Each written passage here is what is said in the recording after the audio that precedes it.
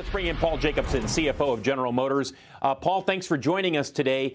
You guys have just announced a new $6 billion line of credit, essentially to give you guys a little more flexibility, financial flexibility, as the strike grinds on. Is this a sign you expect this strike to continue for several weeks more? Well, good afternoon, Phil. Thanks for taking the time to talk with us today. You know, I think I wish I was here to talk about a settlement that we were done. You know, we certainly put really strong offers on the table. We've had over 5 offers. We put a record offer on the table before the strike happened, and we continue to believe that we can find an agreement. The facility that we announced today is a $6 billion line of credit that I think is just prudent in light of, you know, some of the messages that we've seen from some of the UAW leadership that they intend to drag this on for months, and you know, we've got to continue to fund the transformation and really position GM for the future for all of our people. You know, your most recent offer, you guys made one on September 21st. You didn't hear anything back from the UAW in terms of a formal counteroffer until this past Monday. I'm sure you're going over that, and there will be a counteroffer to their counteroffer. Shouldn't there be a little more urgency, Paul? I mean, I think as people watch these negotiations, everyone's saying, wait a second, we're going days, a week and a half without counteroffers? Well, you know, I think it's been a very different strategy, very different negotiation for all 3 of the major manufacturers. You know, we stand ready. We've said very repeatedly we're available 24/7 to talk. We've put a record deal on the table. That's what the union asked for, and I think there's something in there that addresses many of the issues that are on there.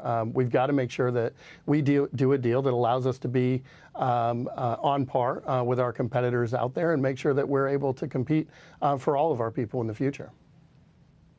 Paul, so far you've laid off more than 2,100 workers. These are at facilities where they're either not operating or they're not needed because they produce parts that go to facilities where a strike is going on right now.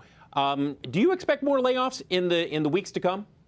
Well, you know, I think we can't necessarily predict where they're going to strike next. I think we've been very prudent about the way we're trying to run the business, which is if there's a plant that's impacted, like happened with Wentzville and Fairfax, we've got to make sure that we're running the business and pursuing austerity where we can if we can't produce.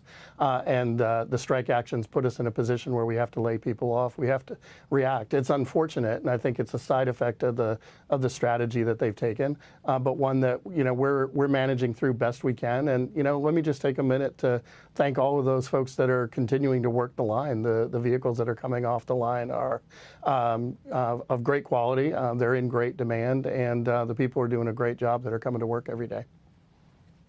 Hey, Paul, the UAW has made it clear that they want UAW workers at these EV battery plants that are in the planning process for you and your competitors. Can you be competitive with Tesla, with others in the EV market here in the U.S. if the people who are going to be at these EV battery plants are paid UAW wages? Well, Phil, we continue to believe that, you know, a joint venture strategy is the right one for us. As we've said before, our partnership with LGES is going strong. We have the only unionized battery plant in America, and it's producing cells very, very well right now. They're in negotiations. That's not in the scope of this agreement because it is a JV plant. So that's not up to us. That's up to the management team at Ultium to be able to resolve that. So we've got to maintain price competition, price discipline where we can, and we're going to do our best to make sure that we do that while our people are winning. Paul, is there a limit to how far you can go? Well, you know, like I said, Phil, we're not going to negotiate publicly, but, you know, we put a really compelling offer forward in the hopes to avoid a strike. So, you know, while there are discussions that are taking place, there's a lot of, you know, moving things around. We're trying to be responsive to questions that are being asked and to issues that are important.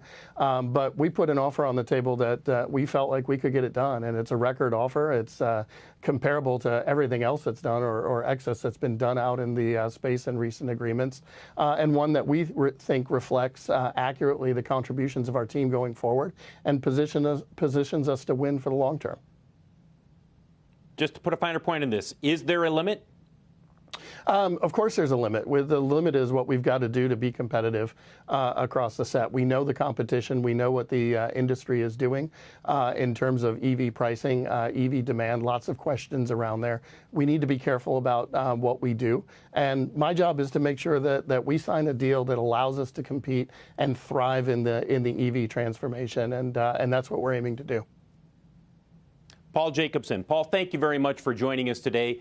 Joining us exclusively, Scott, I'll send it back to you on a day where General Motors announced a new $6 billion line of credit as they continue to look for financial flexibility as this strike goes on.